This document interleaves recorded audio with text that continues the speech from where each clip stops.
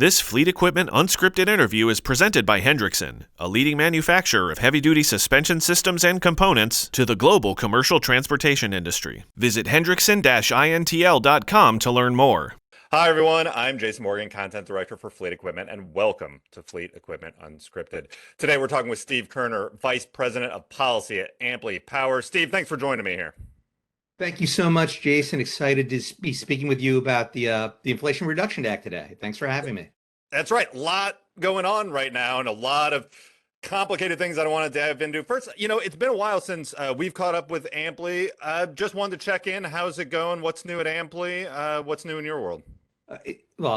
Amply is doing fantastic. Business is going gangbusters, and we know it's going to be supercharged by what's in the Inflation Reduction Act.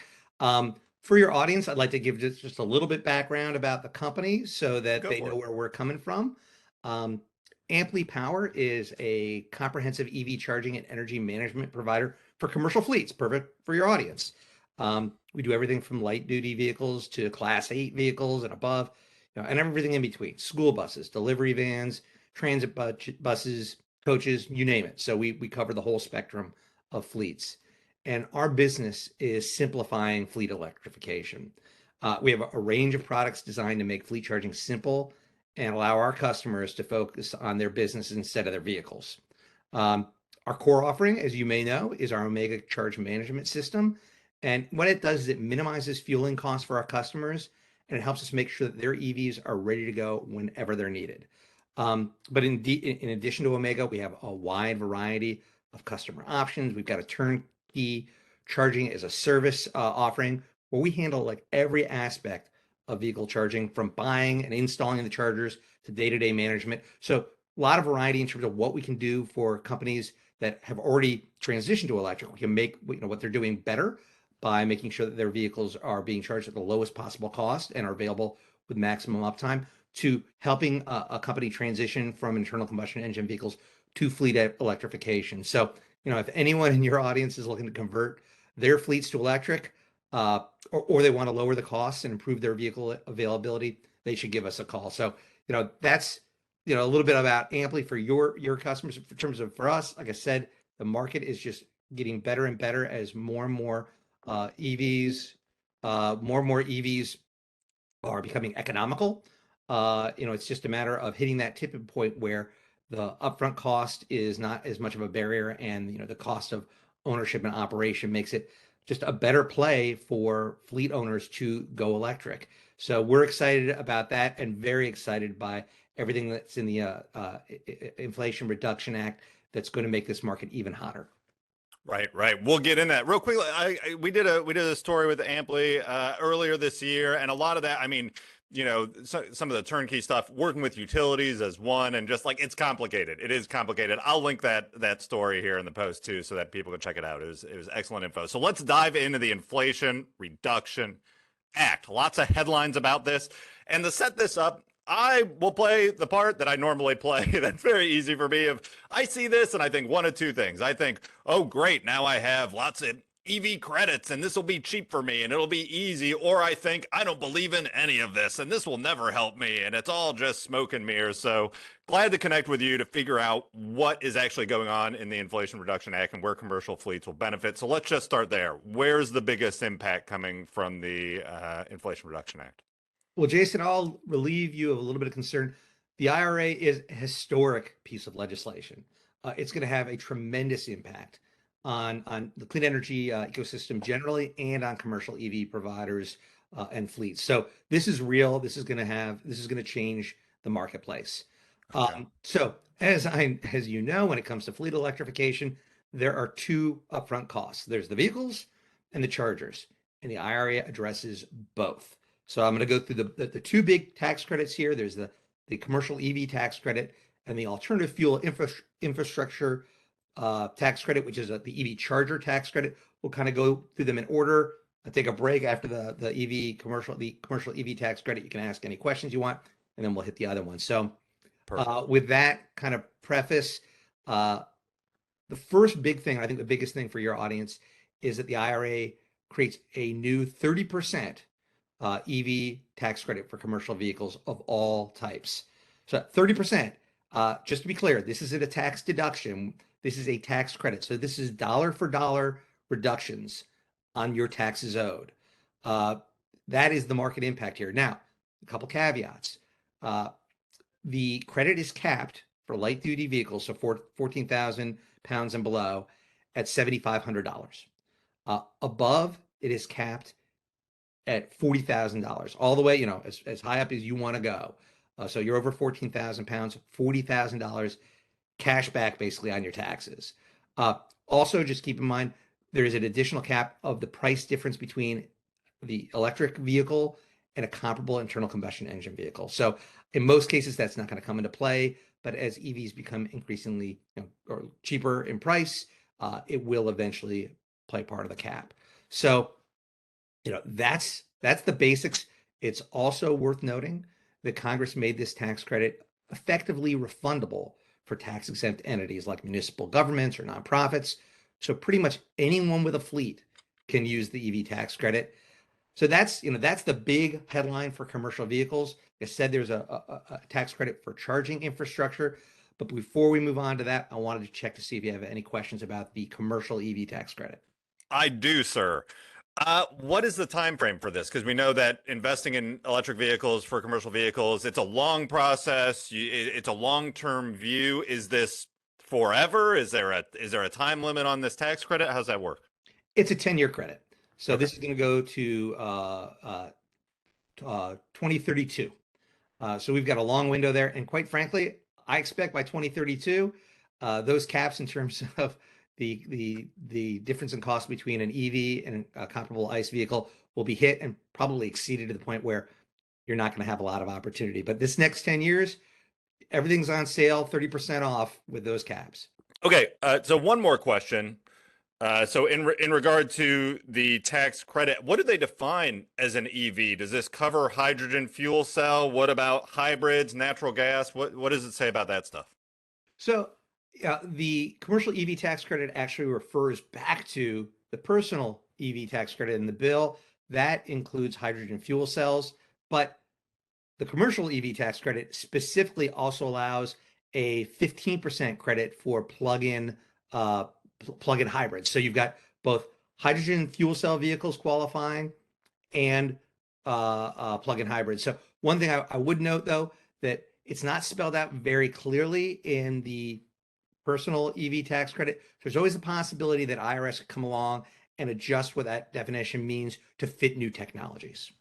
Okay, very good. And then I'm gonna take a guess. Nothing on natural gas. Is there anything on natural gas in there? That's definitely zero emission. Natural gas does have emissions. So Yep. anything that's going to be emitting greenhouse gas emissions is not going to qualify. Perfect. Actually, Perfect. I shouldn't say that.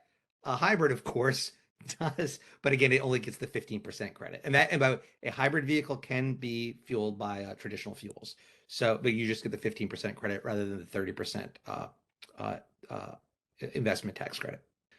Interesting. Well, and to be fair, these are on the hydrogen side, there are technologies that aren't even available or exist in the market yet. They're being worked on. We've seen a little bit of them, but still plenty of questions there.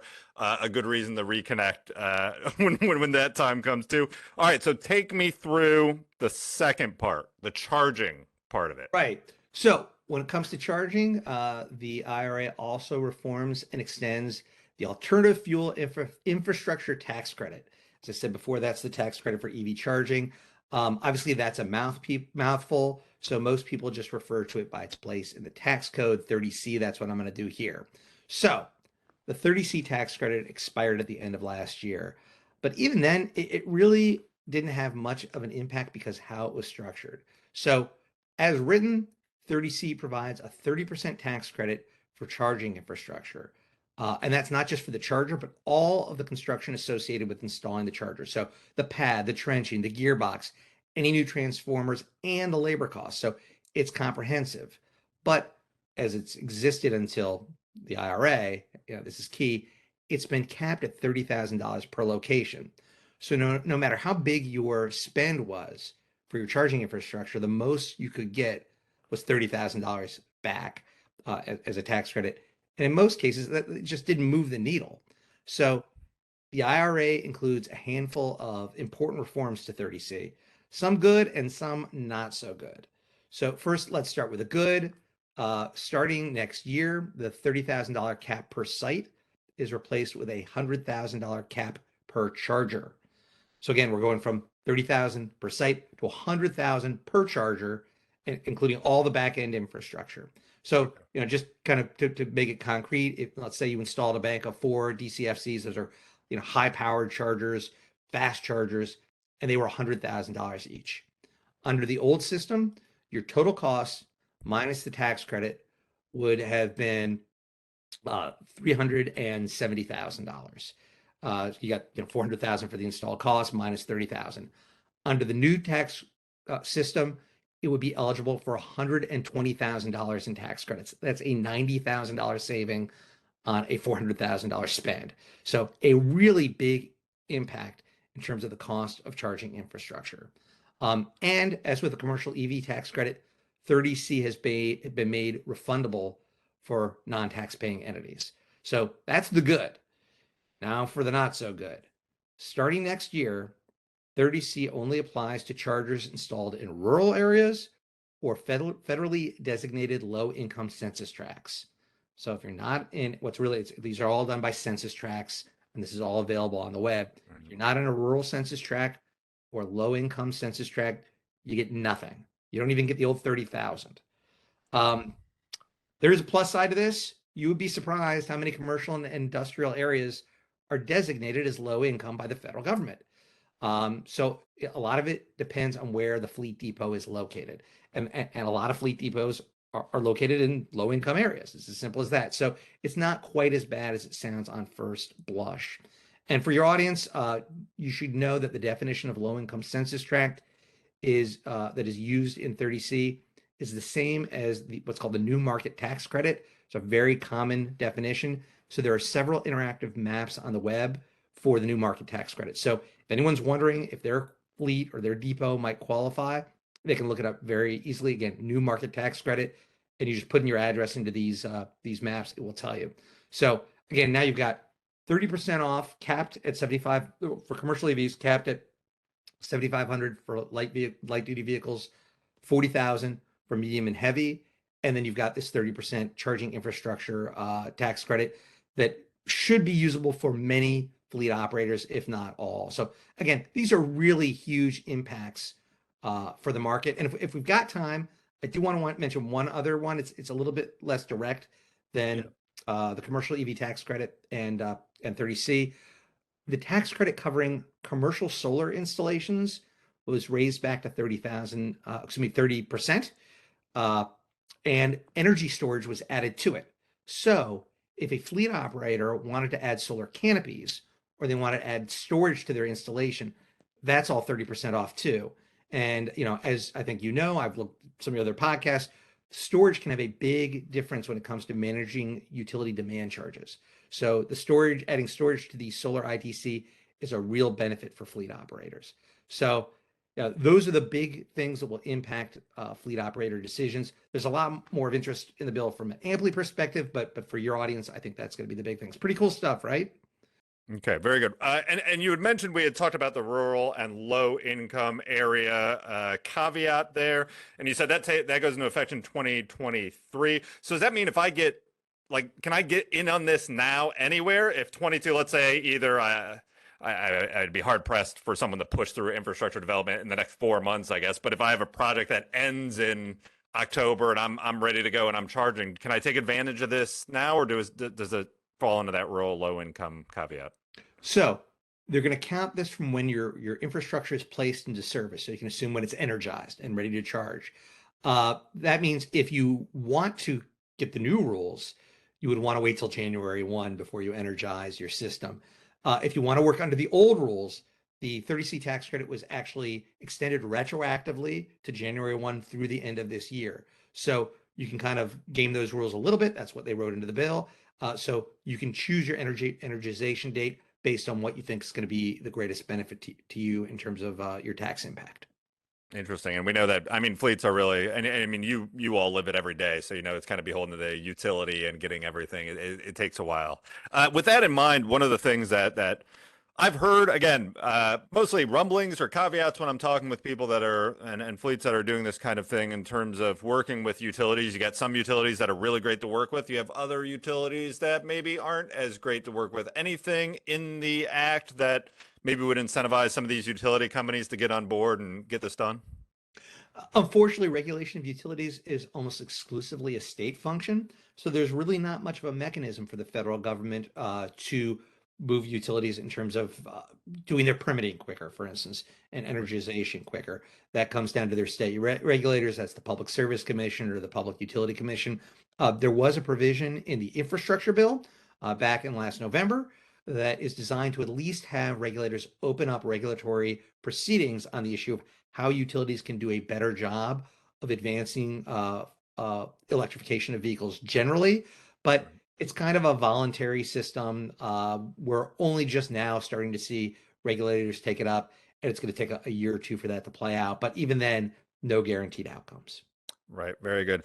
Steve, we've covered a lot of great ground here. Anything else that stands out in the act to you? Stumbling blocks, challenges, opportunities to take advantage of? Anything that we need to cover? Well, there are a couple of other interesting pieces, at least maybe of interest to your audience. Sure. There are $3 billion in grants to reduce air pollution at ports. That is going to be very exciting. I think of ports, the biggest source of air pollution obviously can be the boats, but there's only so much you can do. And in a lot of the cases, they already plug those in when they come to ports. So this is going to be, drayage. This is going to be a crane operation. This is going to be all of those vehicles that you can electrify at a port. So $3 billion, that's not chump change. Right. There is an additional $1 billion to replace Class 6 and Class 7 vehicles with zero emission vehicles. So that generally is the school bus range. There was already $5 billion for school bus electrification in last year's infrastructure bill, but Class 6 and 7 covers a lot of other vehicles as well. Right. So, those grants I think are going to have an impact potentially on school buses, but also on other vehicles.